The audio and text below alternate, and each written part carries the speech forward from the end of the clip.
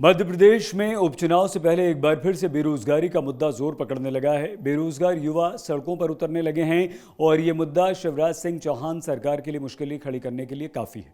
कांग्रेस लगातार इस मुद्दे को हवा देने में जुटी है।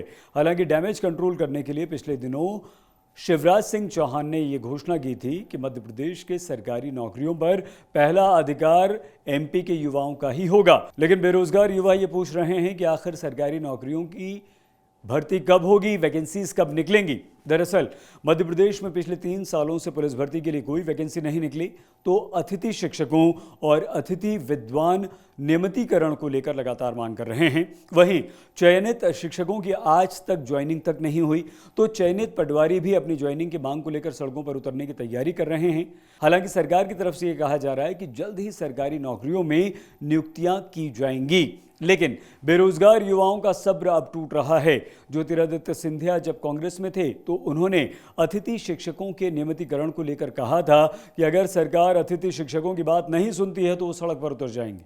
फिलहाल सिंधिया अब बीजेपी में हैं, लेकिन अभी तक इन बेरोजगारों को लेकर सरकार की तरफ से कोई ठोस नीति नहीं बन पाई। अगर देखा जाए तो जब मध्य प्रदेश में कांग्रेस की सरकार थी तो तत्कालीन मुख्यमंत्री कमलनाथ ने भी युवाओं के लिए कई लोक लुभावन घोषणाएं की थी, जिसमें बेरोजगारी भत्ते से लेकर युवा स्वाभिमान योजना तक शामिल थी। लेकिन तत्कालीन सरकार की घोषणाएं सिर्फ कागजी बनकर रह गई।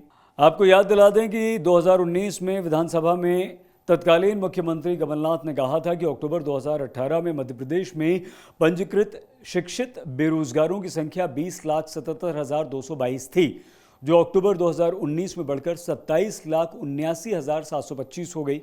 इस दौरान सिर्फ 34,000 युवाओं को ही नौकरी मिल पाई। अब सितंबर 2020 चल रहा है, ऐसे में बेरोजगारों की संख्या में और भी बढ़ोतरी हुई है।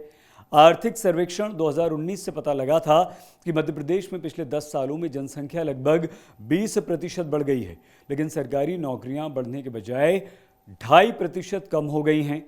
फिलहाल मध्य प्रदेश में 27 सीटों पर उपचुनाव होने वाले हैं, तो अब विपक्ष बेरोजगारी को बड़ा मुद्दा बना रहा है। लेकिन बीजेपी लगातार ये कह रही कि विपक्ष युवाओं को भड़का रहा है। बहरहाल राजनीतिक दृष्टि को छोड़ दें तो मध्य प्रदेश में नौकरियों की भारी कमी। कोरोना काल के कारण इसमें और बढ़ोतरी हुई है और बेरोजगार अब सड़कों पर उतरकर अपना अधिकार मांगने को मजबूर हैं। मुख्यमंत्री शिवराज सिंह चौहान से गुहार लगा रहे हैं।